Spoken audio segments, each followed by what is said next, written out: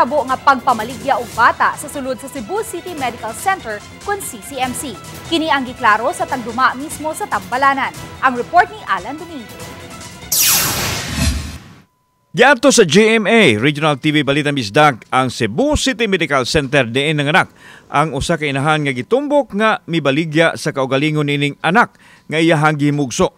Miatubang namo ang mga personnel sa Tambalanan pinanguluhan sa Chief of Hospital Dr. Anton Oliver Reposar kinsa mihatag og katinawan nga way nahitabong bisan unsa nga transaksyon mahitungod sa giingong pagpamaligya og bata sa usa ka inahan nga nanganak sa ilang Tambalanan. Higpit matud pa ang seguridad diin dili makasulod ang si bisan kinsa sa Tambalanan ug kadtong dili usab otorisado. Mas istrikto kaayo ang dapit paanakan sa ospital kay bisan gani ang bana o amahan dili tugutang makasulod sa delivery room o paanakan. Walay nahitabo diri nga transaksyon sa ospital, walay nahitabo nga rescue diri sa ospital. Kaya gikaingon pa na ganiha ang bata na discharge na. Dili gyud basta-basta makasulod ang mga tao diri, especially katupang pagpanahon sa COVID until karon, naratay gi-revise gamay but stricto gyapon. Gikumpirmar sa CCMC nga sa ilang pasilidad na himugso ang bata apan gipaniguro nilang way nahitabong transaksyon ug binayranay sa bata samtang anaa pa ang inahan sa ilang jurisdiksyon. Wa na usay labot ang Tambalanan kun magawas na ang ilang pasyente ug unsay buhato nini kun tinuod man nga gibaligya sa inahan ang bata. Pero kaning sa ubigay ni sa among mga anak nga mga pasyente, wala gi makasulod dito nga bana or yung partner. Sa record sa CCMC na admit ang inahan ni adtong Pebrero 20 ug ni anang adlaw usab nanganak ug nakagawa sila Marso 6 na alas 6 sa gabi. Nataod-taoran ang paggawa sa bata tungod sa medical treatment niini. Every wards magod nato sir na naka-assign the social workers, even the OB and the NICU.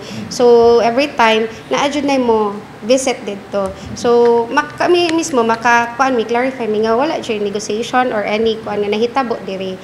Andam ang CCMC makikalayon sa pakisusi sa kapulisan diin naka-record matud pang tanan sa CCTV sa mga tao nga mosulod og gawas sa Tambalanan.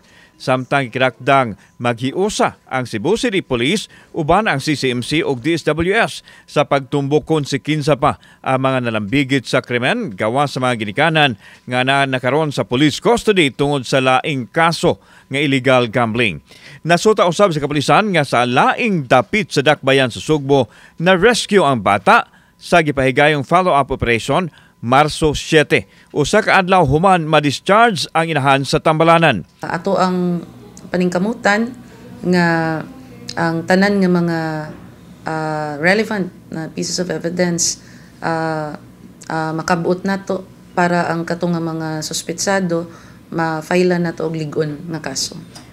Naseran usab sa CCPO nga dili lang 30,000 pesos ang bayad sa bata kun dili miabot di ay sa 87,000 pesos. Giandam na sa kapulisan ang mga papeles sa pagpasaka og kaso batok sa mga ginikanan diin ang DSWS ang nominal complainant. Kung nasa sila madunggan ngayon ani nga mga hitabo or insidente, they should not hesitate to report to authorities so that maimbestigahan properly. Wa pa makahatag pamahayag ang mga ginikanan. Ang masuso anaa sa pagatiman sa DSWD Region 7 samtang ang ubang mga igsuon giatiman sa ilang kadugo ubos sa supervisyon sa DSWS. Kauban si Clover Lumayag, ako si Alan Domingo. Balitang Bisdak.